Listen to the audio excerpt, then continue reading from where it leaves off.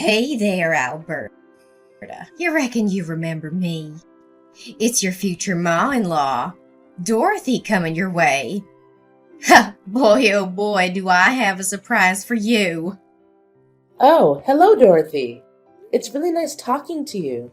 Thanks for inviting me to your family dinner yesterday evening and even letting me stay at your place. I loved the cozy atmosphere and your simply delicious cooking. To be honest, I felt like I was truly at home. Oh, it was nothing, darling. Just my way of showing you the heartiest welcome into my family. I think it's the least I could do to make you feel right at home. It seems like you're quite the early riser, aren't you? I noticed your missed calls starting at 4 a.m. I apologize, but I was still fast asleep during that time, so I couldn't answer the phone. I hope you understand and aren't bothered by it.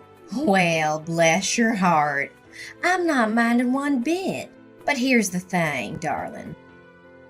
Once you're hitched into this family, it's kinda an unwritten rule to rise round at 3 to 4 in the morning. You see, we're good old farmers, and it's mighty important to tend to all them chores bright and early all by our lonesome. Oh, okay, I got it. Thanks for letting me know.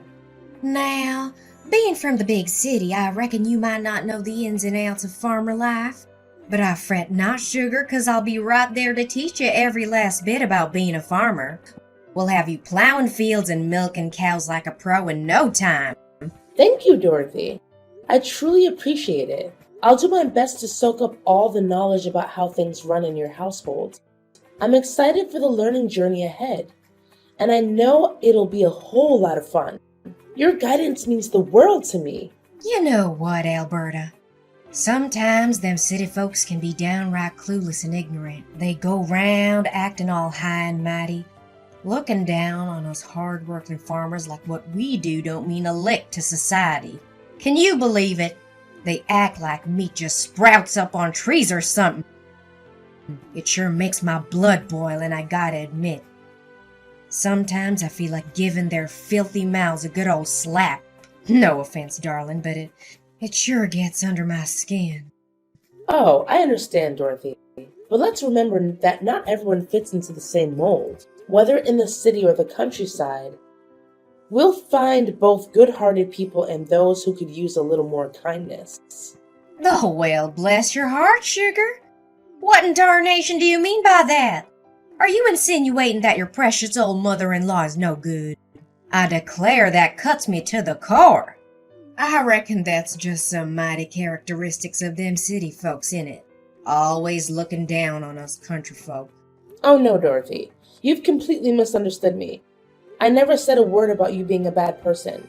Please don't take it that way. Well, darling, it's all good and dandy. I understand that change don't come easy, especially for folks who've been brought up to disdain us hard-working farmers. I reckon your folks might have filled your noggin with a heap of hogwash and misconceptions about us, trying to make you despise us. But let me tell you, sweetheart, none of that hogwash holds a lick of truth. If we want to have a harmonious relationship, you gotta let go of them silly prejudices your parents planted in your mind about us country folk. I apologize, but you've got it all wrong.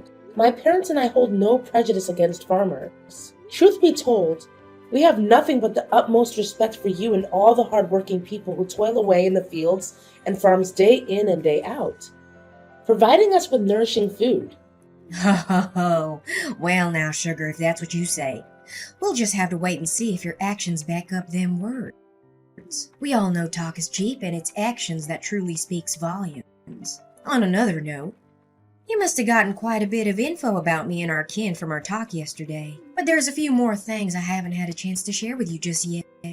Oh, all right then. If you think it's necessary, or if you genuinely want to share, feel free to tell me about those things. I'm all ears and open to hearing whatever you think is important for me to know. Oh, it's nothing major, darling. It's just a few simple guidelines to keep everything running smooth as silk in our humble abode. We aim to create a cozy and harmonious environment for all of us to live together under this roof, that's all. You see, keeping the house in order is always mighty important. It helps keeps things tidy and ensures everything's in its rightful place. Oh, what exactly do you mean by for us to live together? Are you saying that Cedric and I will be living with you and the rest of the family? I'm just curious because our living arrangements haven't been discussed yet. Well, of course. There's no other way to interpret what I just said now, is there? Oh, bless your heart, I forgot. You being one of them city slickers, you might not be fully aware of how things work around these parts. See, here it's common sense for the wives to live with their husband's family after getting hitched. It's all about showing love, affection, and bringing everyone closer together. Oh, really? That's quite surprising to hear.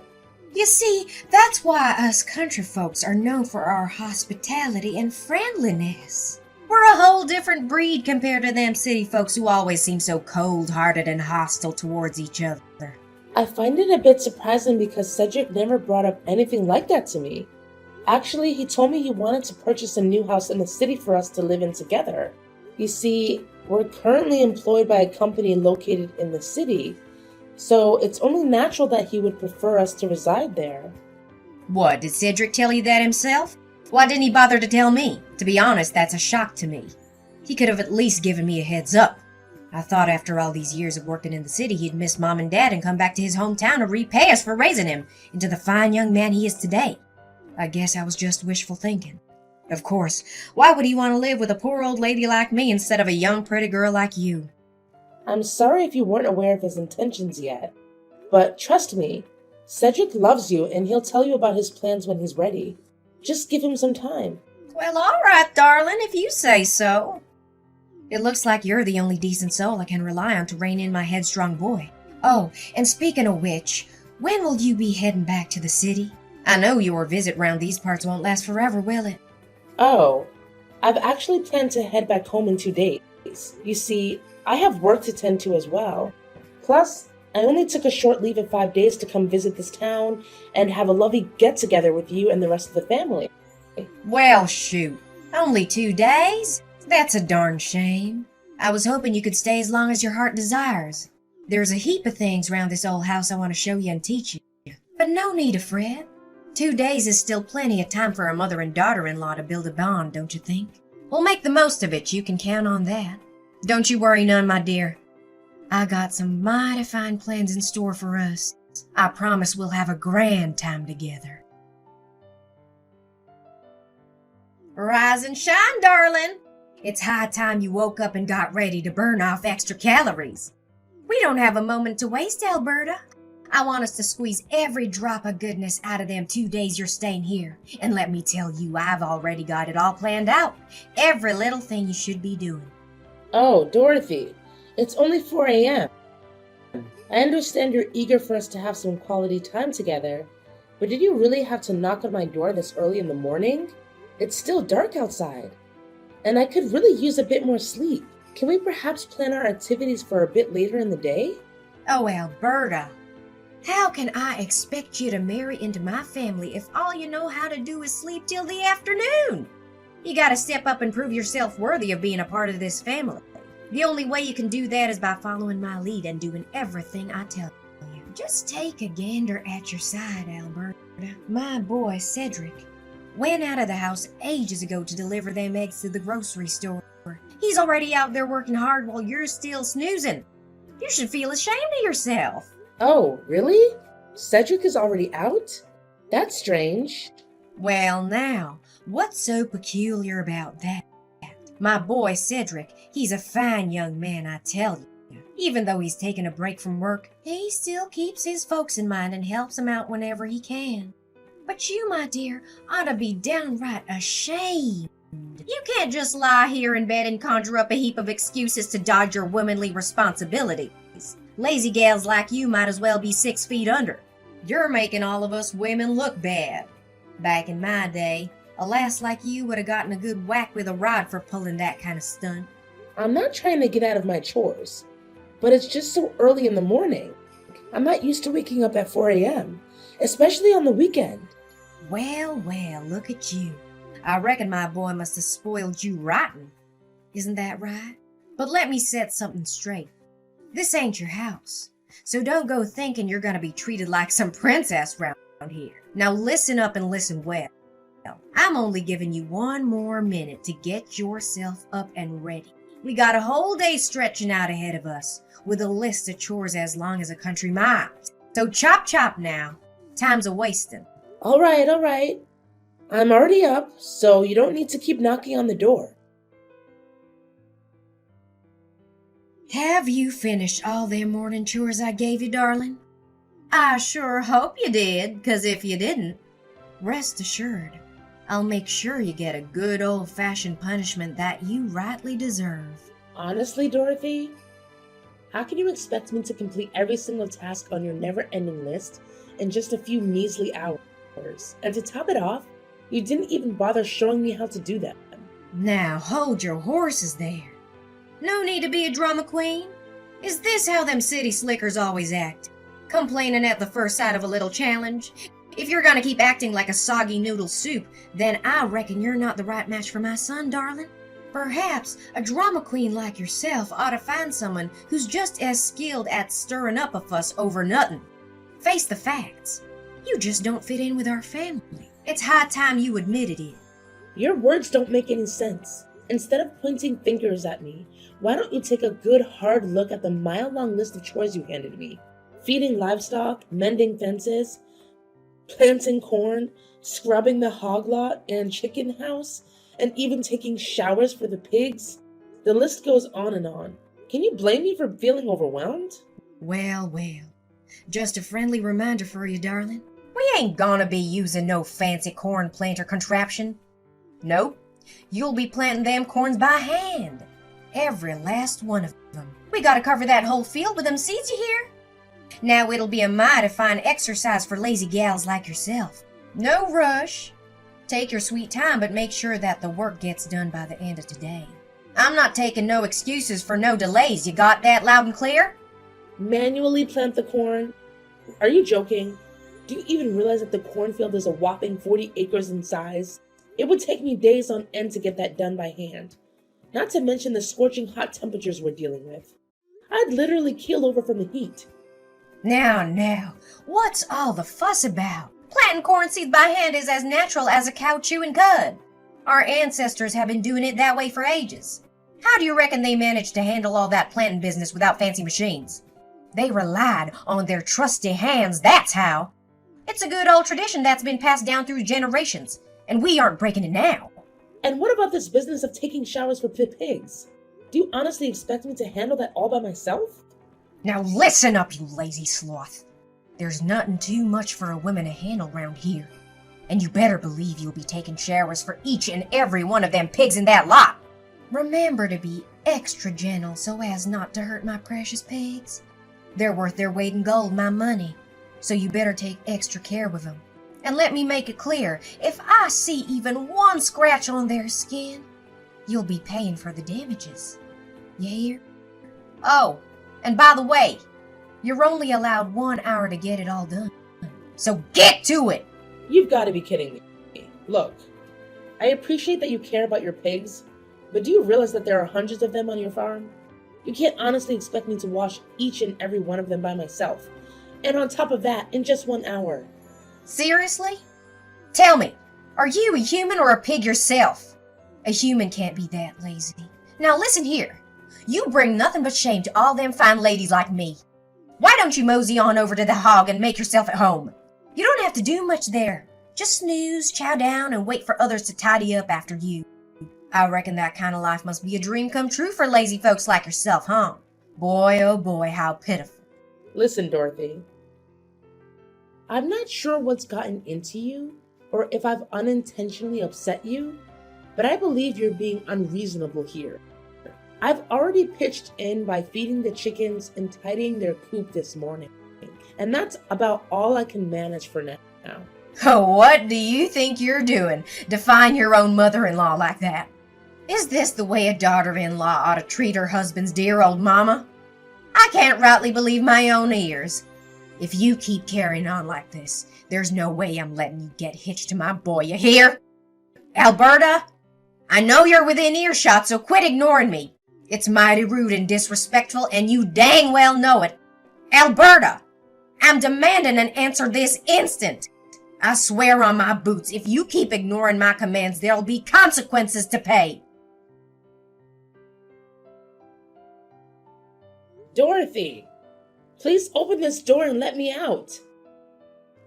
Why would you do something like this to me? Why did you shove me into the hog lot and slam the door shut? I haven't done a single thing to harm you, Dorothy. I don't deserve this treatment.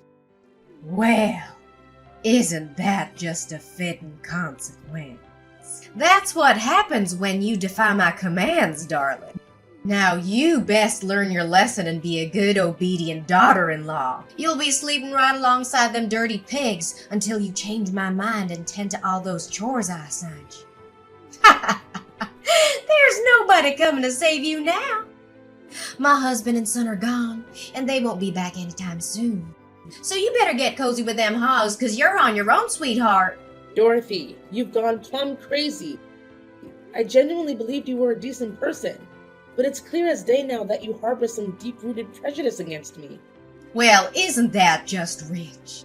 Look at you, strutting round all high and mighty, acting all cocky and arrogant in my presence. Just 'cause you come from them fancy, dirty cities don't mean you're better than anyone else. I reckon you think you're some big-shot city slicker trying to lure my boy away to live in the concrete jungle with you. Well, I'll tell you right now, darling, that isn't happening. Don't you forget, I'm Cedric's mother, and he listens to me, not you.